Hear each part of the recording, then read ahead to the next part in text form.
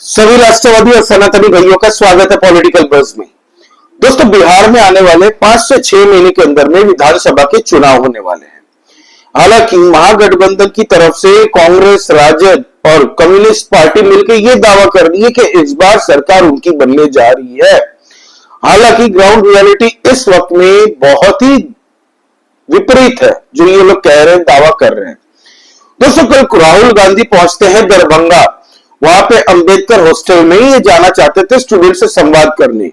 वहां की पुलिस प्रशासन ने कांग्रेसियों को रोक लिया गया, राहुल गांधी समेत, कि नहीं, आप लोग नहीं जा सकते, रादर आप लोग राजेंद्र भवन में जाके, जो कि टाउन हॉल है दोस्तों, वहां पे अपना कार्यक्रम कर सकते हैं। लेकिन कांग्रेसी दोस्तों धक्का मुक्की करने लगे, फिर नीतीश कुमार के बारे में बोलने लगे कि हमसे घबरा रहे हैं नीतीश कुमार, इसीलिए हमें अलाउ नहीं किया जा रहा है। तो ये इन लोगों ने जैसे तैसे वहां पे पहुंच के स्टूडेंट लोग के साथ में बात करने की कोशिश की। दोस्तों, वहां राहुल गांधी ने कहा कि प्राइवेट यूनिवर्सिटी, प्राइवेट स्कूल्स, हर जगह पे रिजर्वेशन होना चाहिए। जाति जनगणना, आपको पता है, कास्ट सेंसस की बातें राहुल गांधी कर रहे हैं। और जो केंद्र की सरकार है, भाजपा की सरकार, जब से उन्होंने अनाउंस किया है कि हम जाति जनगणना भी कराएंगे, आपको पता है पॉपुलेशन सेंसस हर 10 साल में बनता है भारत के अंदर में, उसके साथ में ही भाजपा की सरकार ने कहा कि एक और कॉलम हम ऐड कर लेंगे, उसमें जातियों का भी कंसेंसस हो जाएगा, अलग से खर्चे करने की कोई जरूरत नहीं है फिजूल की। अब राहुल गांधी पूरा श्रेय ले रहे हैं कि देखो, हमने सरकार पे इतना दबाव बनाया कि सरकार मजबूर हो गई जाति जनगणना करने में। हालांकि अब कांग्रेस के पास में कोई मुद्दा नहीं बचा, टू बी वेरी ऑनेस्ट, कोई भी पॉलिटिकल मुद्दा नहीं है, क्योंकि हर जगह ये जा जाके कहते थे कि जाति जनगणना होनी चाहिए, जाति जनगणना होनी चाहिए। 3-4 राज्यों में इन्होंने यही किया चुनाव के प्रचार के दौरान, और 3-4 जगह से ही इनका सुपड़ा साफ हो गया। अब दोस्तों ये नया मुद्दा लेके आए हैं कि प्राइवेट सेक्टरों में भी आरक्षण होना चाहिए। सोच रहे हैं, मतलब इन्होंने अपना गोल पोस्ट ही चेंज कर दिया इस बार। अब इस बार बिहार के अंदर में कांग्रेस पार्टी का पूरा जो फोकस है वो है दलित वोट्स पे। वो चाह रहे हैं कि दलितों का पूरा वोट बैंक उनके तरफ आए और उनको वोट दे। हालांकि बिहार में कांग्रेस का दोस्तों कॉन्क्रीट कुछ है ही नहीं, टू बी वेरी ऑनेस्ट। उनके ज्यादा नेता भी नहीं है, वहां पे उनका इंफ्रास्ट्रक्चर कांग्रेस पार्टी का अच्छा नहीं है बिहार के अंदर में। इतने दिनों से उनकी अलायंस में जो भी राजनीति चलती थी वो लालू के साथ में अलायंस था। तब से लालू यादव ने एक चीज सबसे जबरदस्त किया था जब उसने सरकार बनाई थी, कि कांग्रेस को खत्म करके लालू ने अपनी पार्टी को वहां पे बनाया था। अब कांग्रेस को ऐसा लगने लग गया है कि भाई अब हम रीजनल पार्टी के दबाव में नहीं रहना चाहते, हम नेशनल लेवल की पार्टी है तो हम खुल के लड़ेंगे। और इसी बात से दिक्कत हो रही है राजद की तेजस्वी यादव को और लालू को।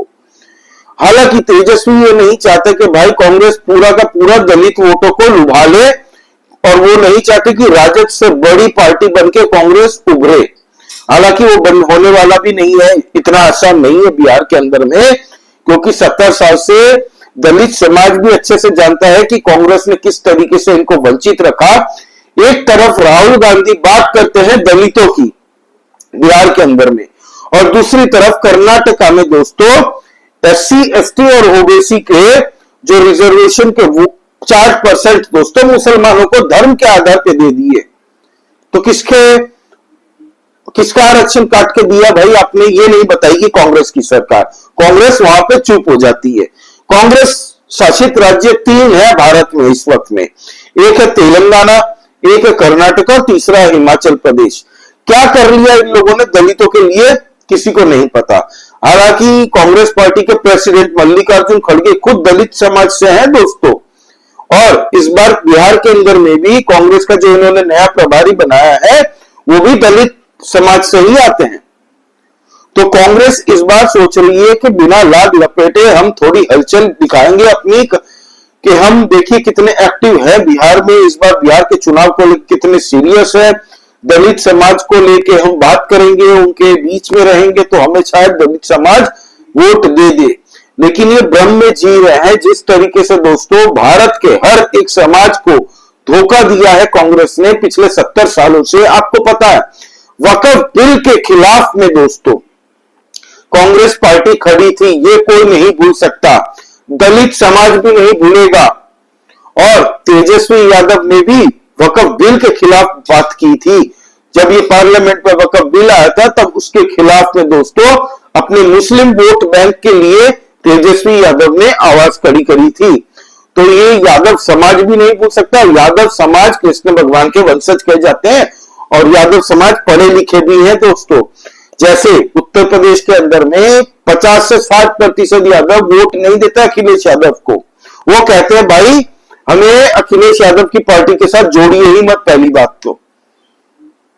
वैसे ही राजद के साथ भी यही होने वाला है बिहार के अंदर में, क्योंकि यादवों के लिए भी राजद ने कुछ नहीं किया। और जब बात होती है सनातन की तो भाई यादव भी बड़े कट्टर समर्थक और कट्टे सनातनी होते, कट्टर। तो वो ये बर्दाश्त नहीं कर पाएंगे किसी भी तरीके से कि भारत के अंदर में जातियों में आप लोग तोड़ोगे हिंदू समाज को, फिर एक रिलीजन को फोकस करके आप वोट बैंक के खातिर बाकी सारे समाज को इग्नोर कर दोगे। और जहां दलित की बात करती है कांग्रेस पार्टी बिहार के अंदर में, वहीं कर्नाटका में 4% रिजर्वेशन का हक उनका छीन के दोस्तों मुसलमानों को धर्म के आधार पर दिया जाता है। हालांकि आपको पता है राहुल गांधी अभी बाबा भीमराव अंबेडकर की तस्वीर के साथ फोटो खिंचा रहे हैं।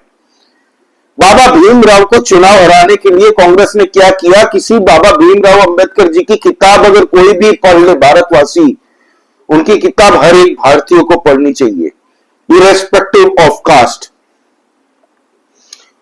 आपको बता दूं दोस्तों, इसी बाबा भीमराव अंबेडकर जी ने जो संविधान लिखा है उसमें साफ साफ लिखा है कि किसी को भी धर्म के आधार पर रिजर्वेशन नहीं दिया जाएगा। लेकिन कांग्रेस ने बाबा भीमराव अंबेडकर जी के सिद्धांतों को और उनके कॉन्स्टिट्यूशन को तार तार करते हुए कर्नाटका के अंदर में 4% मुसलमानों को धर्म के आधार पर आरक्षण दिया, वो भी SC ST OBC का हक मार के।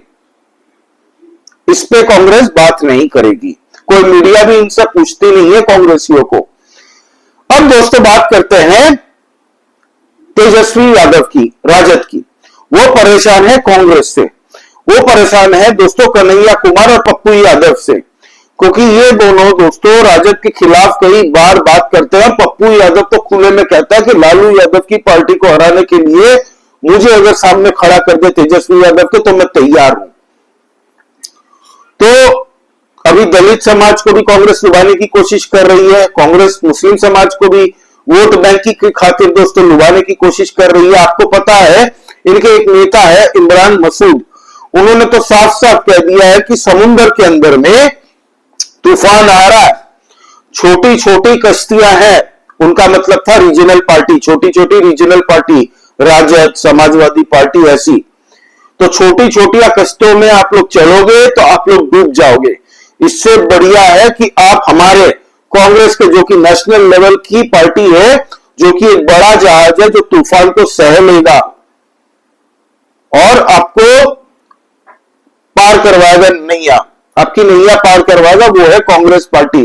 तो मुसलमान समाज को अब बड़े जहाज को ही वोट देना चाहिए। ये छोटी मोटी टुनपुजिया पार्टी को दे के कोई फायदा नहीं, इनकी कश्ती डूब जाएगी इस तूफान में। इनका मतलब है भाजपा और एनडीए, तूफान जो है भाजपा और एनडीए। तो ये लोग जिस तरीके से लुभा रहे हैं दलित वोट्स को, मुस्लिम वोट्स को दोस्तों कोशिश कर रहे हैं, तो राजद को ये डर है कि भाई हमसे बड़ी पार्टी बनने का ये सपना लेके आई है कांग्रेस और हमारे ही कंधे पे सवार होकर चुनाव लड़ेगी। अब दोस्तों कांग्रेस की एक टैक्टिक्स भी है कि हम सीट शेयरिंग पे जब बात करें राजद के साथ में तो आंखों में आंखें मिला के बात करें कि भाई हम भी तुमसे कम नहीं है, हमारे कंडीशन पे हमें जितनी सीट चाहिए उतनी अगर देते हो तो बढ़िया है, नहीं देते हो तो हम जिस तरीके से दिल्ली में हमने केजरीवाल का काटा है उसी तरह से बिहार के अंदर भी हम इंडिपेंडेंट चुनाव लड़के तुम्हारा सपना चीफ मिनिस्टर होने का तार तार कर देंगे। क्योंकि राजद की पार्टी वाले अभी से आवाज उठाना शुरू कर दिया कि तेजस्वी यादव को चीफ मिनिस्टर कैंडिडेट घोषित कर दो महागठबंधन की तरफ से। कांग्रेस नहीं कर रही है, कांग्रेस कह रही है भाई हम नहीं मानने वाले अभी से, इसका फैसला हम लोग चुनाव के बाद में करेंगे। तो इसीलिए दोस्तों इनमें आपस में ही लात घुसे चल रहे हैं, आपस में इनकी बन नहीं रही है। हालांकि राहुल गांधी आज दरभंगा के बाद में पटना गए थे। पटना में वहां पे थिएटर में, प्राइवेट थिएटर में इन्होंने ज्योतिबाई फुले पे आधारित एक फिल्म देखी है दोस्तों, और उसके बाद में बहुत तारीफ की है। ये सब कुछ नहीं है, ये सब ऑप्टिक्स है। राहुल गांधी को आधी मूवी समझ में ही नहीं आई होगी कि किस बारे में मूवी है। ये सब इनकी मजबूरी है, करना पड़ता है, इसलिए ये लोग कर रहे हैं खाली वोट बैंक के लिए। अभी तो फिलहाल 5.5 महीने बाकी है बिहार के चुनाव में, तब तक बहुत पानी बह जाएगा गंगा में।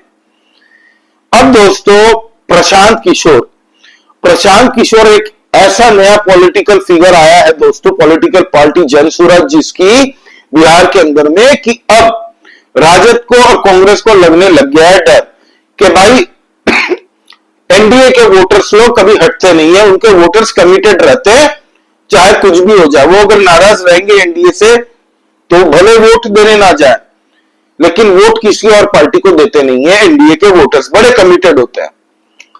मैं भी आज तक कभी भी एनडीए छोड़ के दोस्तों मैंने किसी पार्टी को वोट नहीं दिया, और ये कॉन्फिडेंटली मैं कह सकता हूं इसी बेसिस पे, क्योंकि जितने भी जन को मैं जानता हूं जो एनडीए को वोट देते हैं, सबका यही मानना है। अब राजद को और कांग्रेस को यही डर सता रहा है कि भाई ये वोट काटेगा, थोड़े बहुत हो सकता है कि ये एनडीए के 2-3% वोट काटे, लेकिन बाकी के 8-9% वोट तो ये हमारे काटने जा रहा है। ये मुस्लिमों को भी टिकट दे रहा है, दलितों को भी टिकट दे रहा है, महिलाओं को भी टिकट दे रहा है, यादवों को भी टिकट दे रहा है। तो इसका मतलब यह है कि प्रशांत किशोर की पार्टी अगर 15% वोट लेके आ गई तो राजद कांग्रेस का सपना चूर चूर, सुपड़ा साफ हो जाएगा। बिहार से सुपड़ा साफ हो जाएगा, और ये फैक्ट है। इसीलिए कांग्रेस ने अब सोचा है कि हम बैकडोर चैनल से प्रशांत किशोर की जनसुराज के साथ में एक बात चर्चा चालू करते हैं। तो इन लोगों ने दोस्तों पीछे से एक कोशिश जारी है इनकी कि प्रशांत किशोर के साथ में पीछे से बैक चैनल में बातचीत शुरू करे कि भाई अलायंस में आ जाओ हमारे साथ में, महागठबंधन में अगर तुम्हारी पार्टी आ जाती है तो हम अच्छे से हरा देंगे एनडीए को, ये इनका मानना है। हालांकि प्रशांत किशोर भी दुविधा में फंसा हुआ है। आप सोचिए, केजरीवाल एक नई पार्टी बना के आया था, जिस तरीके से पूरे दुनिया के लोगों को, दिल्ली के लोगों को ठगा है ना इस चोर ने, ठग ने, केजरीवाल ने, लोगों का भरोसा उठ गया है दोस्तों नई पॉलिटिकल पार्टी से। ये एक पॉलिटिकल स्टार्टअप कह सकते हैं प्रशांत किशोर का। इसीलिए लोग इस पे झट से भरोसा नहीं करना चाहते हैं, क्योंकि भाई बात आती है बिहार की। लोग चाहते हैं कि बिहार स्थिर रहे, बिहार में विकास हो, क्राइम कम हो, क्योंकि बिहार के लोगों ने जंगल राज का भी दौर देखा है। बिहार के लोगों ने वो दौर भी देखा है जहां पे शाम के 5 बजे के बाद में निकलना मुश्किल हो जाता था। आए दिन क्राइम, पुलिस वालों को ही दोस्तों उठा के ले जाया जाता था राजद के गुंडों के द्वारा। ये दौर सबको पता है, जंगल राज का दौर। और बिहार को एक विकसित सशक्त बनाने के लिए दोस्तों कौन सी पार्टी उनके लिए बेटर है, ये बिहार के लोग अच्छे से जानते हैं। और बिहार के लोग भी अब कुछ हद तक नहीं, बहुत हद तक कास्ट से आगे बढ़ के दोस्तों अब वो भी मानने लग गए कि बटेंगे तो कटेंगे भाई, हम सनातनी पहले हैं, देश पहले है। और बिहारी कितने देशभक्त होते हैं ये सबको पता। तो अब इन लोगों की कोशिश है कि हम भाई प्रशांत किशोर को लेके आए, लेकिन प्रशांत किशोर के लिए दिक्कत यह है कि अगर वो राजद और कांग्रेस के साथ जाता है तो थप्पा लग जाएगा जंगल राज के साथ में और कांग्रेस के भ्रष्टाचारी 70 साल के करप्ट पार्टी के साथ में अलायंस करने का। अगर वो अकेला लड़ता है तो उसको भी पता है कि भाई हम पूरे बिहार के अंदर में सुपड़ा हमारा भी साफ होगा, लेकिन कुछ सीटों पे वो फैक्टर बन के आएगा दोस्तों। कुछ सीटों पे वो अच्छे से डेंट मारेगा। वो अपनी उपस्थिति दर्ज करवाना चाहता है वो इस बार चुनाव में। वो बिहार का चीफ मिनिस्टर बनना नहीं चाहता, वो चाहता है कि भाई हम अपनी उपस्थिति दर्ज करवाएं। हमें अगर 20 से 25% भी वोट आते हैं बिहार में इस बार तो भी एक नई पार्टी के लिए बहुत बड़ी बात हो जाती है। तो उसकी कोशिश यही है। हालांकि उतना कुछ डेंट मुझे नहीं लगता कि प्रशांत किशोर कर पाएगा बिहार में, फिर भी हर पार्टी भाई सपना देखती है तो उसका भी हक बनता है। 10 से 15% तक मुझे लगता है उतना ही वोट शेयर आ सकते हैं। अभी it's too early to say about Bihar elections, but जो ट्रेंड दिख रहे हैं दोस्तों, अभी से अगर बोले तो उतना ही दिख रहा है। अब आते हैं एनडीए पे। एनडीए पे दोस्तों सब काम पे ज्यादा फोकस मार रहे हैं।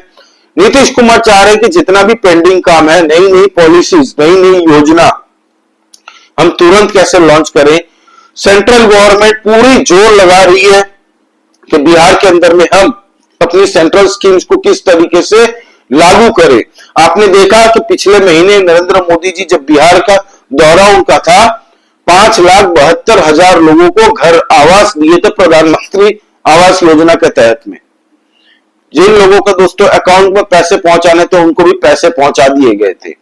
अब तक एक साल के अंदर में 14 लाख लोगों को अपना घर मिल चुका है आवास योजना स्कीम के तहत में, जो कि बहुत बड़ी बात होती है। तो भाजपा भी फोकस कर रही है। महीने के एंड में नरेंद्र मोदी जी का दौरा होने जा रहा है बिहार में, और कहा जा रहा है कि वो कई ऐसी स्कीम्स है, लाभार्थी स्कीम्स, जो लोगों के बीच में जाके वहां पे देंगे, और साथ ही साथ में कुछ नई स्कीम्स की घोषणा भी करेंगे।